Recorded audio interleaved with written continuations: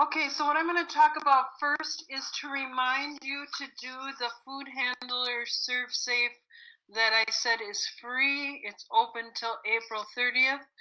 And so last night I decided I should put my money where my mouth is, so to speak, and I went and did it. So what you do is the lesson part of it is 5 different units. If you watch it all in one setting, it's about an hour and 40 minutes. Welcome, Iman. We're just starting. I was talking about the food handler serve safe certificate.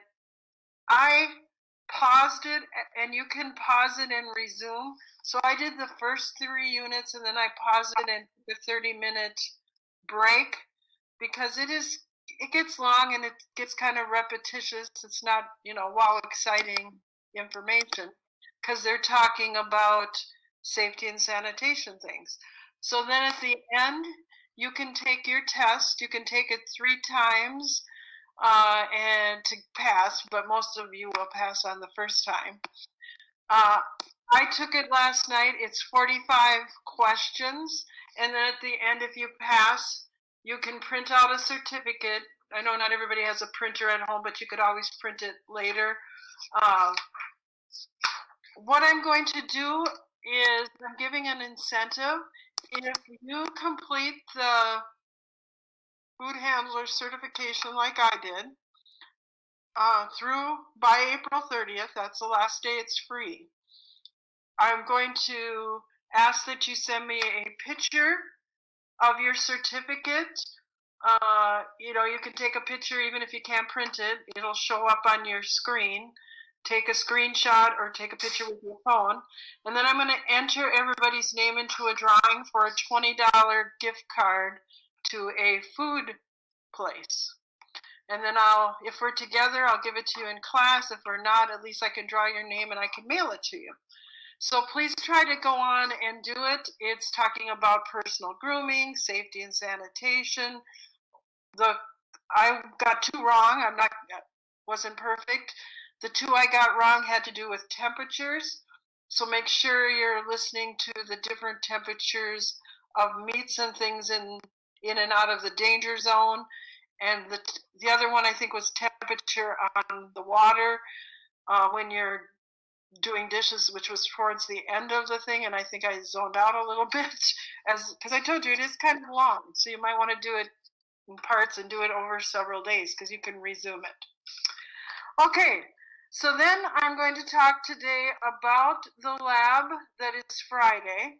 You have a week window to do the lab. Just because I've scheduled it as Friday doesn't mean you have to do it Friday, but I'm going to make this bigger. Hopefully you can see it.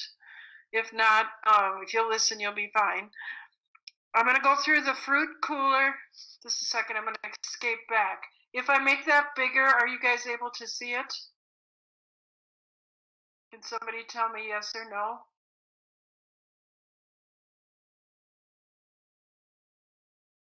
Are you able to see the screen of the recipe when I enlarge it? Okay, good. I'm going to try that again then. So I'm going to do fruit cooler, which is basically a smoothie.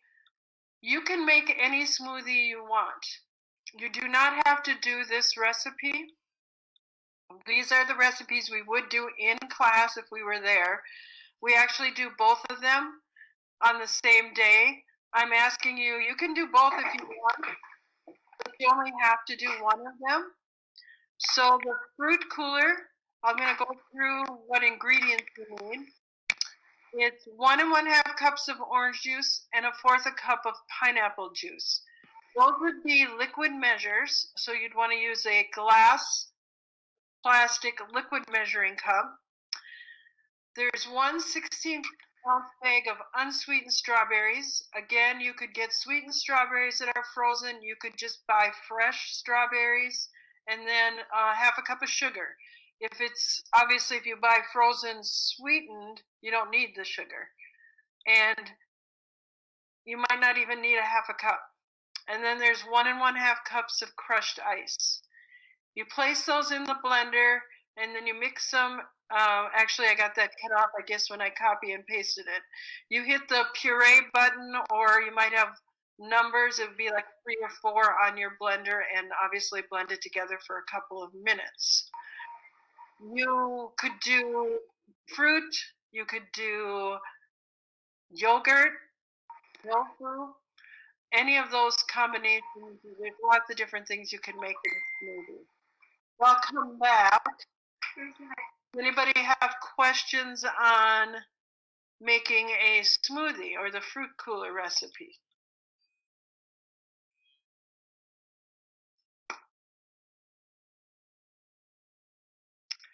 Okay, then I'm going to continue on to the pizza bubble bread. Very simple, 3 ingredients. 1 package of refrigerator biscuits. Those are the biscuits that are in the tube, and there's 10 in the tube. You could get them, they're sometimes called home style. There's buttermilk biscuits. There's lots of different kinds, but any kind of biscuit would do. 1/2 cup of pizza sauce. Somebody asked me first hour that they didn't have pizza sauce at home, but I asked them if you had tomato sauce. You could take tomato sauce and add garlic, basil, oregano. You could look up a recipe to make your own sauce, or you could just add some spices. Like I said, those spices, some pepper and salt, and you'd have pizza sauce. And then a cup of shredded mozzarella cheese. Again, you could use whatever cheese you might have at home. You can use more than 1 cheese. You can put more toppings on, because this is just like a pizza. In school, we just did the cheese, which obviously you could do meats and veggies, whatever you like on a pizza. So I've put it in steps, because usually, obviously, if we were in class, this is our first lab. Those of you that have done baking or cooking know they usually put the directions in a paragraph. They don't always go 1, 2, 3, 4. But I did that just to make it simpler. So the first thing always on the recipe is probably going to tell you to preheat your oven. In this case, 400 degrees. Your oven usually comes on at 350, so you raise it up to 400 preheat. You spray the pan, and it doesn't have to be a pizza pan. You know, a cookie sheet would work too. You open your biscuits and you separate them into the 10 biscuits, and you cut them into 4 pieces. Cut them in half, and then you'd cut them in half again. And you can use a regular dinner knife if you're uncomfortable using a little paring knife, because we don't do knife skills till the 2nd level. Then you place those biscuits in a bowl and you toss them with the sauce. So you just could pick up your bowl and toss them. You could just toss them with a spoon, kind of mix it together. Arrange the biscuit dough into a 8-inch circle. Now you don't have to sit and arrange them like take a tongs or something. What I do is I just take my bowl and I dump my bowl in the middle of my pan, in the middle of my pizza pan, and don't have to worry about arranging them.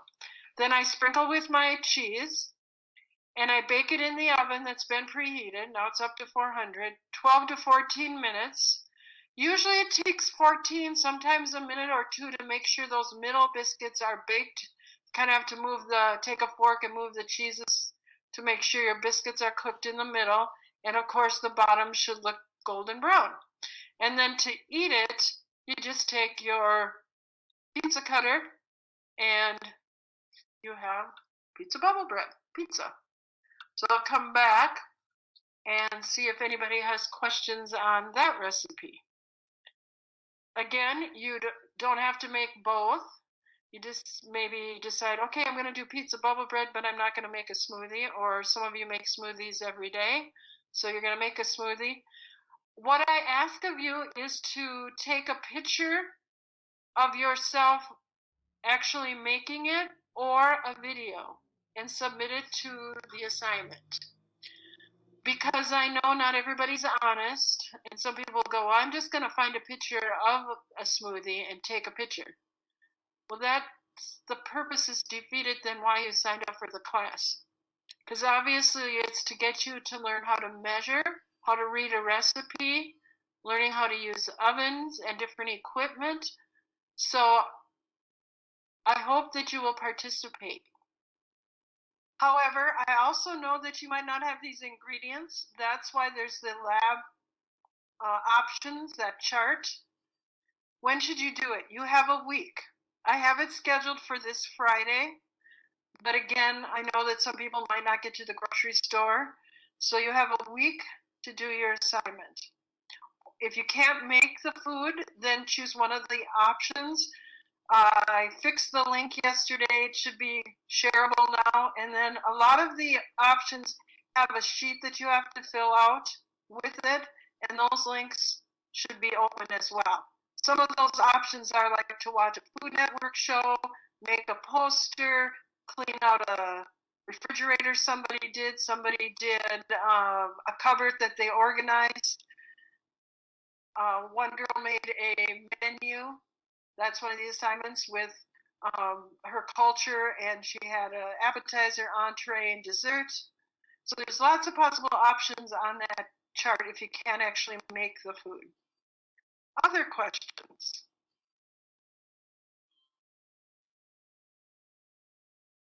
Catch up on my attendance here. I saw a couple people popped in.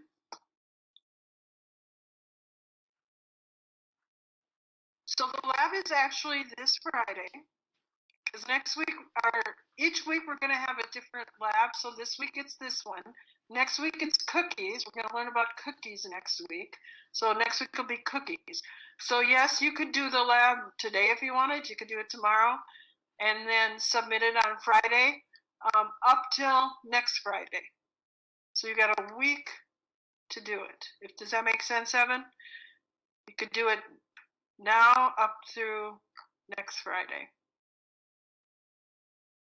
Okay, great.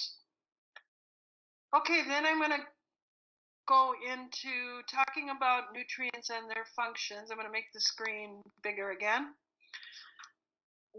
When tomorrow's assignment, I'm going to explain that first, is a nutrition chart.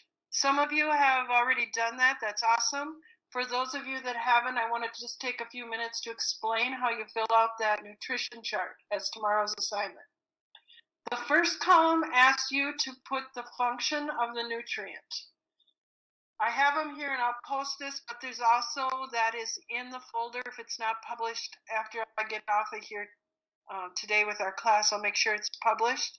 Not all of the nutrients are there, but most of them. Otherwise, I've taken pictures from our textbook and attached them to the assignment, or obviously you could Google them. Function means what does it do for us? And that's the first column. The middle column is deficiencies, which means what could happen if you don't have enough of that nutrient. You do not have to fill that one out. I crossed it out. I put in the ones that I wanted you to know. I already typed the answers in, so don't worry about that column. The third column is to name 2 foods that have that nutrient.